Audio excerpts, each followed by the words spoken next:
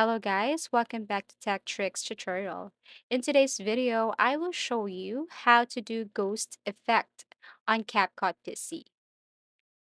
Okay, so the first thing you should do is to drag or import the file or video from your gallery or PC or your phone and then drag it directly down here to edit.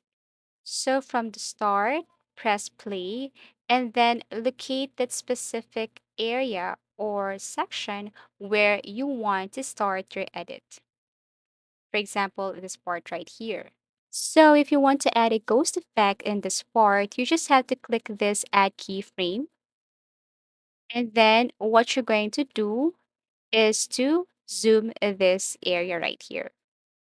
After you tap zoom, then go to blend and then decrease opacity to 20%. So after that, you have to move forward again and then locate this area where you want to end the effect. Keyframe again, okay, and then opacity to 20%. Now, if you have this option or effect, what we call graph, all you have to do is to look for graph and then look for is out. But if you don't have, it's okay. What you're going to do is to simply add a keyframe, zoom in or zoom out, blend to 20%, and then add another area where you want to end the effect. Same thing with what you did when you add a ghost effect. So everything is up to you where you want to start this ghost effect and where you want it to end.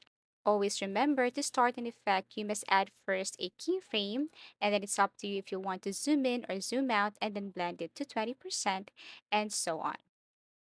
So as a result, this is what it looks like. And I know that you can do better, but at least you have the idea on how to create a ghost effect here in CapCut PC. So I really hope that you enjoyed this video. Thank you for watching and see you again in our next video tutorials.